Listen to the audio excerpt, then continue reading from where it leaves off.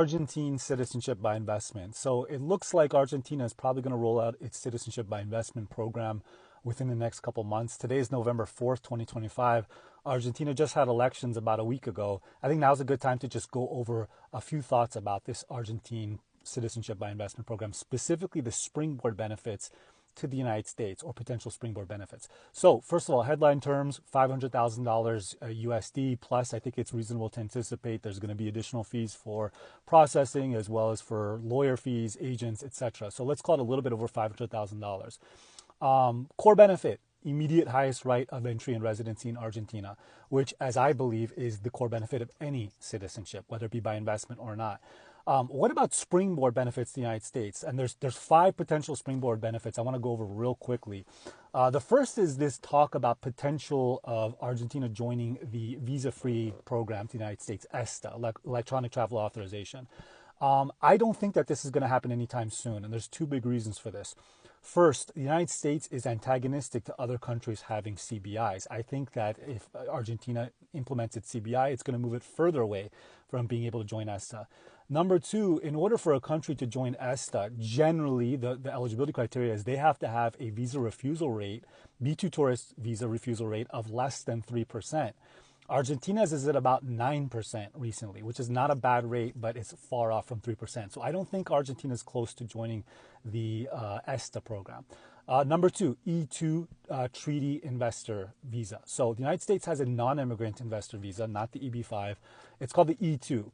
In order for a person to qualify, they have to be citizen of a country that's in a treaty, an E2 treaty with the United States. Argentina is in that treaty, right?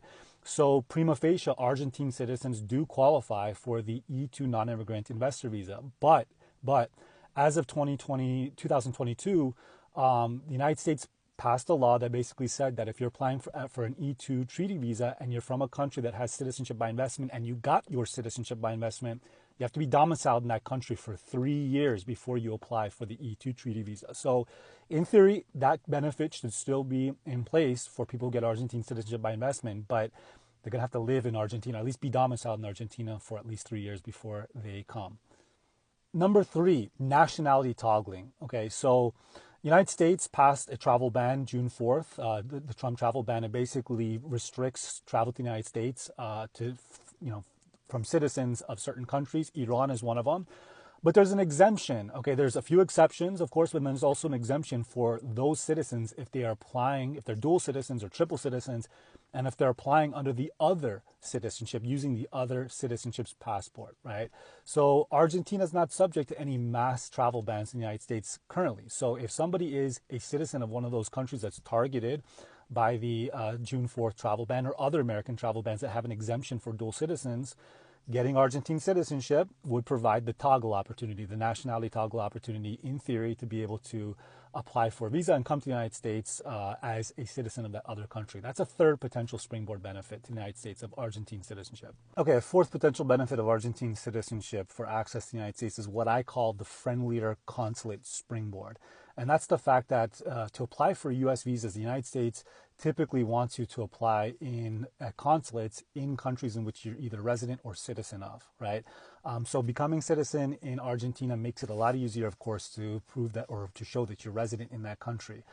So that has the possibility of allowing you to apply for a U.S. visa at a U.S. consulate that's in Argentina versus what other country you might be obligated to apply in, right? So this is a benefit for people that come from countries that have a tough culture, let's call it, of visa adjudication in their consulates. Okay, so we're talking about poor countries, third world countries, etc. And then the fifth potential springboard benefit to the United States provided by Argentine citizenship is that lower B2 tourist visa refusal rate that we spoke about in the first benefit, right? Lower for some people, 9% for Argentines, right? So if you're from a country and you have citizenship in a country that has a much higher B2 tourist visa refusal rate, you could potentially benefit by applying for, by benefit I mean you could potentially improve the chances of getting the B2 tourist visa to the United States by applying for it in Argentina as an Argentine citizen using your Argentine passport, right? So those are five potential springboard benefits. So these are five potential springboard benefits of Argentine citizenship to the United States. Now, what do I think about these value-wise, robustness-wise? How should these factor into somebody's consideration of whether to get Argentine citizenship by investment? So first and foremost, I'll say the overarching principle is that everybody's personal analysis is specific and personal. Nobody else on earth has your specific preferences and your specific financial profile, your willingness to pay, a certain amount of money to increase, your chances of getting particular benefit, etc. Right?